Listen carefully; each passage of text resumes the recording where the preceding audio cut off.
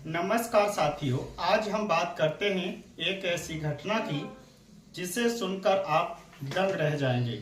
घटना है कर्नाटक राज्य के बेंगलुरु शहर की, जहां एक 29 वर्षीय महिला महालक्ष्मी की निर्मम हत्या कर दी जाती है। इस घटना का खुलासा तब होता है जब पड़ोसियों को दुर्गंध आने लगती है। पड़ोसी मकान मालिक से फोन करते हैं और इस बात की जानकारी देते हैं। मकान मालिक जब आता है तो वहां देखता है कि बदबू दुर्गंध बहुत ज्यादा है। उसके बाद जिस कमरे से दुर्गंध आ रही होती है वो महालक्ष्मी उसमें रहती हैं, उनका वो नंबर लगाता है तो वो नंबर ऑफ जाता है। ऑफ जाने के बाद वो वापस अपने घर आते हैं। घर पर जो किरायानामा होता है उसे देखते हैं, उस पर 2 अन्य नंबर लिखे होते हैं। उसमें एक नंबर उनकी माताजी का होता है, दूसरा नंबर महालक्ष्मी की बहन का होता है। वो उस नंबर पर कॉल करते हैं और ये जानकारी देते हैं कि जो महालक्ष्मी हैं उनके कमरे से बहुत ज्यादा दुर्गंध आ रही है और उनका मोबाइल नंबर भी ऑफ जा रहा है। उसके बाद उनकी माताजी के पास उस कमरे की दूसरी चाबी होती है, उसे लेकर वो कमरे पर आती हैं और उसका दरवाजा खोलती हैं तो जो वहां दुर्गंध थी वो इतनी ज्यादा थी कि वहां रुक पाना बहुत मुश्किल था। लेकिन उसके बाद माँ तो माँ ही होती है। उसके बाद वो फिर से अंदर जाती हैं तो देखती हैं कि वहां पर ब्लड और जगह जगह टुकड़े उन्हें दिखाई देते हैं। तो वो तुरंत वहां से वापस लौटती हैं। उसके बाद पुलिस को इंफॉर्मेशन दी जाती है। पुलिस वहां पर पहुंचती है तो देखती है कि वहां जो दुर्गंध है वो इतनी ज्यादा है, वहां 1 सेकंड भी रुक पाना बहुत मुश्किल है। उसके बाद भी पुलिस वहां पहुंचती है, इंक्वायरी करती है, उसके बाद अंदर जाती है। पुलिस जब फ्रिज को खोलती है तो वहां देखती है उस दृश्य को, तो वो एक भयानक होता है, भयावह होता है। वह देखती है जो 165 लीटर का फ्रिज होता है, उसमें ऊपर वाला जो उसका खाना होता है उसमें पैर होते हैं और सबसे नीचे उसका सिर होता है।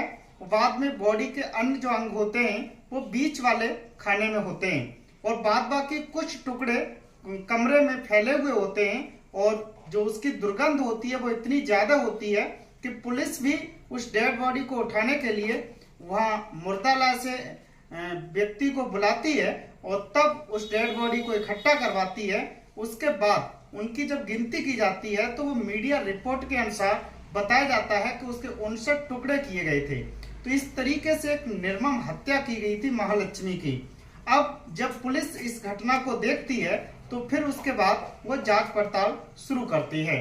पुलिस सबसे पहले महालक्ष्मी के जो पति होते हैं हेमंत दास जिनका नाम होता है, उनसे संपर्क करती है, उनसे पूछताछ करती है। तब वो इस बात की जानकारी देते हैं। हेमंत दास से पूछताछ करती है तो हेमंत दास बताता है कि उसने और उसकी पत्नी का करीब 9 महीने से बातचीत बिल्कुल बंद होती है। उसका रीजन बताता है कि उसकी जो पत्नी का एक अफेयर था, उसने अशरफ नाम के व्यक्ति से बताया था जो एक सैलून की दुकान पर काम करता है। उसके बाद पुलिस को जो महालक्ष्मी का फोन होता है वो एक बेड पर मिलता है। वो उस फोन को अपने कब्जे में लेती है। उसके बाद वो पुलिस की जो जांच होती है वो अशरफ तक पहुंचती है और अशरफ बेंगलुरु में जहां काम कर रहा होता है वहां से उसे पुलिस गिरफ्तार करती है। काफी पूछताछ के बाद पुलिस इस जगह पहुंच जाती है। पुलिस को कोई भी सबूत नहीं मिल पाता है। जब पुलिस उसका जो मोबाइल का ट्रेस करती है तो 2 सितंबर को एक नंबर से कॉल मिलती है जिस पर महालक्ष्मी की जिस व्यक्ति से बात होती है उससे जब वो ट्रेस करती है तो पता चलता है कि वो व्यक्ति भी वहीं की लोकेशन पर दिखाई देता है। उसके बाद पुलिस को यह शक होता है कि हो न हो यही व्यक्ति ये अपराधी हो सकता है। तो फिर पुलिस आगे बढ़ती है और महालक्ष्मी की आखिरी बार 2 सितंबर को बात होती है।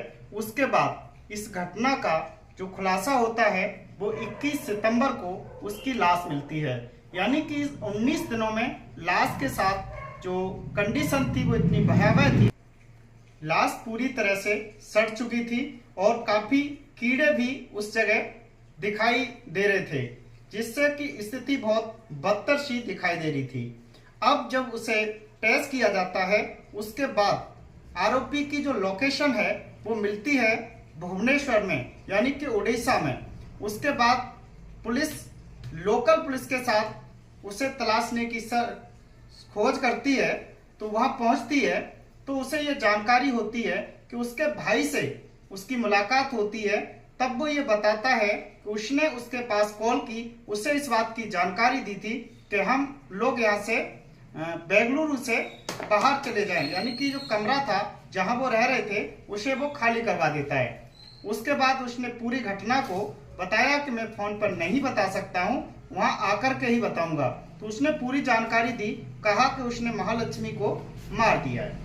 उसके बाद वो चला जाता है और अपने गांव में जाकर के जब पुलिस लगता है कि उसे पकड़ लेगी, अब वो बच नहीं पाएगा, तो एक सुसाइड नोट लिखता है और अपनी सुसाइड कर लेता है। सुसाइड नोट में उसने अपने जुल्म को कबूल कर लिया है और उसने लिखा है और काफी चीजें लिखी हैं कि उसका जो व्यवहार था वो ठीक नहीं था और उसे गुस्सा आ गया और गुस्से में उसने महालक्ष्मी को मार दिया।